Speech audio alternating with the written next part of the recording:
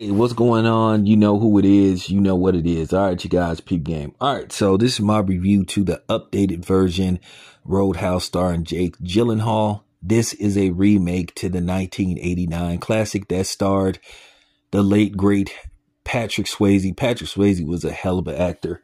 Patrick Swayze and Sam Elliott, they played in the original one, and I'm going to do a comparison from this version to the version that came out in 1989, and I'll break it down for you. But I'm going to be very transparent in my review of this updated version.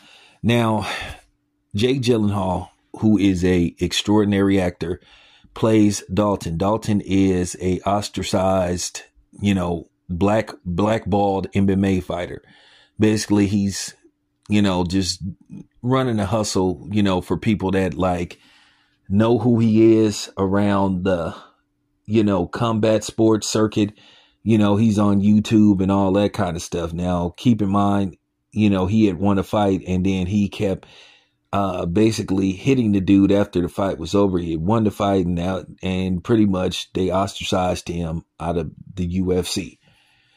But nevertheless, he's just running a hustle where basically, he goes into these underground, fights, because they do have underground fighting circuits, but basically if people recognize him, they refuse to fight him. And then, that's how he's like making money. That's how he's surviving. But he's basically pretty much homeless. He's living in his car, and he doesn't even have a cell phone. That's how bad it is. He can't even afford a cell phone.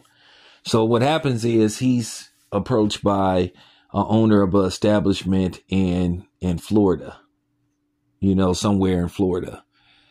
And basically she offers him pretty much, which is a excellent amount of money. She offers him like $5,000 a week to help, protect and, basically clean up her establishment. Now,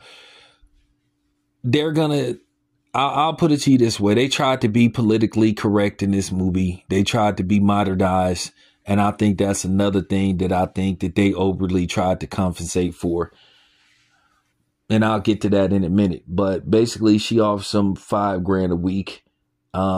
Basically without, he's hesitant at first. But then basically he's put in a situation where he has no choice. So basically he jumps on the Greyhound and he comes to Florida. He accepts the job, and basically, his job is just to look out for ruffians, just keep the establishment safe.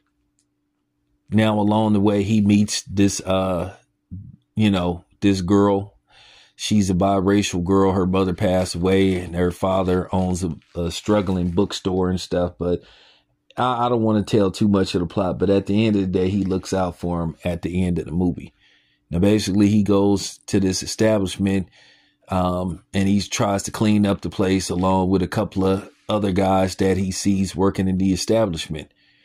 But along the way, he run into some people, some shady people who really trying to get the land. So they trying to, basically force the owner of the establishment off the land, and that's where things, get a little tricky. And he's dealing with crooked cops and all that kind of stuff. And, to make a long story short, Conor McGregor comes in. He plays kind of like a cleanup guy for like the so-called boss who's actually in prison, whose son is running the organization. But, the father doesn't feel like he's doing an adequate job. So that's pretty much who Conor McGregor plays.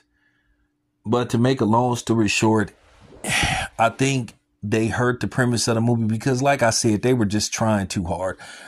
Now I will say they really wasn't pushing, the Skittles agenda. I'm happy to say unless I didn't look at it right, I didn't see one of the main characters being, a African-American, gay guy, at least they didn't do that. They didn't really try to force feed that, that element to it. But then there were some dudes in there that looked kind of moist, but it was never put to the forefront. from my knowledge. Maybe I didn't watch it right, but, but nevertheless, I just felt they were just trying too hard. And based off the fact that this movie takes place in Florida. Now, for anybody that knows, Florida is a very gun happy state. You can basically have a high powered rifle in your business without a permit. So you thinking to yourself, okay, why hire bouncers and, to clean up your establishment when you can just basically clean up the establishment by keeping a couple of weapons. So, that's where I was like, okay, this is not real, because I know how Florida gets down.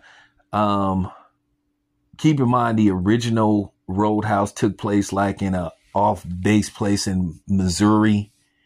So, and Missouri, for the most part, that's another kind of like gun happy state. But for the most part, you didn't know the law like you knew now. So you can get away with that stuff now. But now, since you know the laws and stuff, it's kind of hard to like take a movie like that serious, because we all know what's going on in Florida. So I think if they had did this like in a like in a middle of nowhere spot in California, because we know how anti-gun they are in California.